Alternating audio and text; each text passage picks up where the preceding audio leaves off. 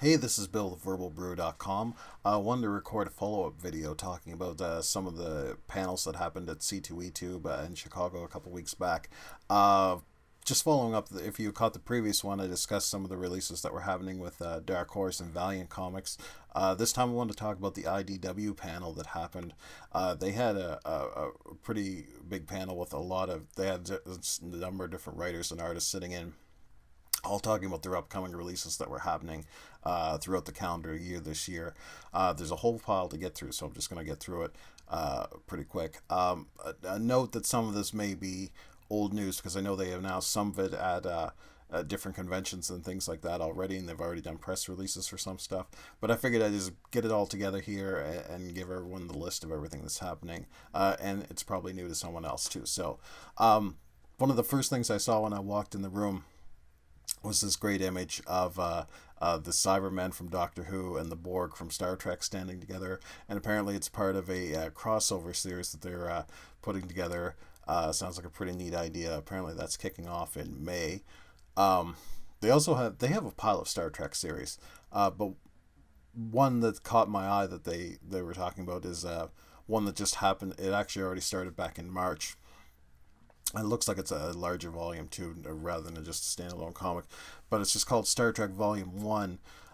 What it is I guess it picks up from where the J.J. Abrams movie left off.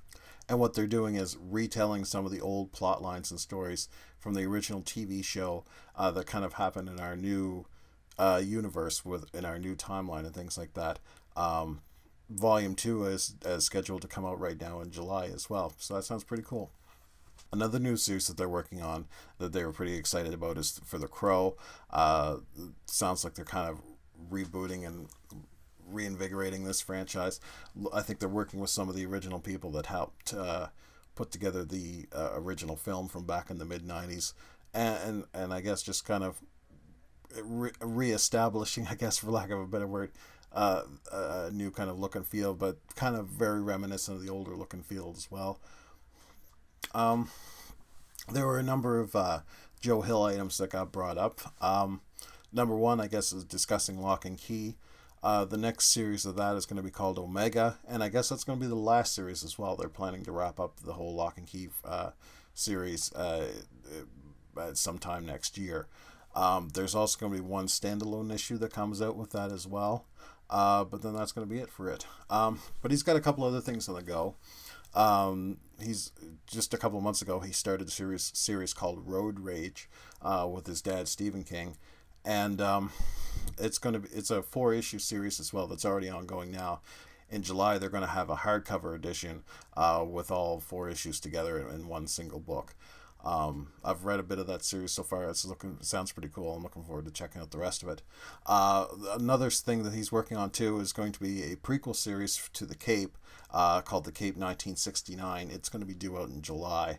It's a 4-issue series as well. I'm not familiar with The Cape myself, but I think it's one I'm going to go back and check out for sure. They have a number of G.I. Joe series on the go, and they mentioned a couple during this panel. Number one was, I guess, G.I. Joe Retaliation, which is going to be an adaptation of the actual movie that's scheduled to come out this summer. Another one that they're pretty excited about and seemed to get a good reception was G.I. Joe Cobra, which I think right now is 8 or 9 issues in, something like that. But it sounds really cool, and I'm interested to check it out. They also have another mashup series, a 4-issue series that they're starting with G.I. Joe and Danger Girl. Danger Girl I'm not familiar with at all. From the artwork, I'm not sure if it makes a good fit or not. But again, that's a 4-issue series that's starting in July as well. I guess we'll find out then how well they come together. Another series I wasn't aware of that I'm actually kind of excited to check out is Jericho Season 4. I wasn't even aware that they had continued from where the original TV show left off. They had done a Jericho's Season 3. Season 4 is going to be a 5-issue series.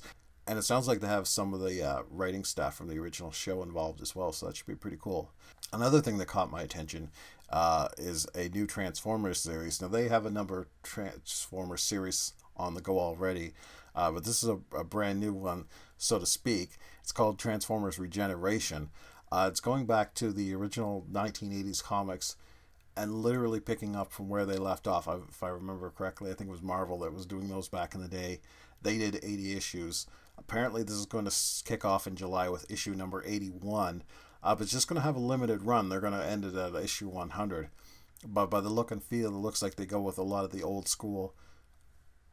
Just the look of all the characters, things like that. They haven't updated anything. It sounds like they're going strictly with the original, almost as if the last issue just came out yesterday or something like that. So that will be pretty cool to check out, I think. They have a book right now that's available on their site right now, actually. It's called Daredevil Born Again. It's the artist edition. I guess what the artist edition is, it's the original scanning of the artwork that as it was done and bound in a single book. This being the Born Again series, is done by Frank Miller back in 1986. It's on their website right now. It's retailing for $125. And one of the last things I wanted to mention quick is they have a pretty excited about the announcement of Judge Dredd that's going to be relaunching sometime later this fall. They're still getting all their details sorted out, but I think it's supposed to be kind of going back to more of a feel of what the original comics were and things like that in regards to the character. Not so much the watered down version that we saw in the Sylvester Stallone film quite a few years ago now. And I guess this all makes sense because there's a revamped film coming out later this year as well. So probably it's great timing to launch this as well. One other thing I wanted to follow up on as well, another panel that I got a chance to check out briefly. It was I had a wedge between a couple other things, but I got a chance to check out the DC Comics panel for Before Watchmen. They had a number of people up on stage there talking about a number of different artists and writers and things like that. If you haven't already heard, they never initially announced this a few months ago, but they're doing a number of series, about 4 to 6 issues each, I believe, based on the characters from the Watchmen series, or from the Watchmen book, I should say, and kind of giving them origin stories and things like that. It's been met with a lot of controversy, to say the least. But they wanted to kind of talk about it, let everybody know what it was all about. I believe they have different artists and different writers and things like that, each working on their own series. So I'm guessing each book is going to have its own look, and they kind of did give a look at some of the different panels and things like that. Just some panel shots from what'll be in the upcoming books. And they also had a number of the covers too. I think a lot of them had been released publicly already, but they had a couple new ones in there that I hadn't seen anyways. I'm not sure if they were new or not, but they've actually even got a story coming up with some of the pirates from Tales of the Black Freighter as well. Myself, I don't know if the world needs a Before Watchmen series. I think it worked great as a standalone book.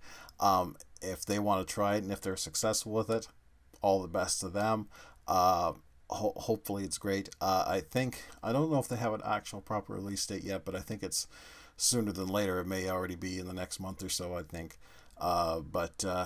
Yeah, so much for that. I guess we'll see where it goes.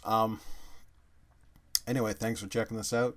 You can catch us every week at verbalbrew.com, where we have our audio podcast talking about all kinds of books and movies and TV shows and everything else. Thanks a lot. We'll catch you later.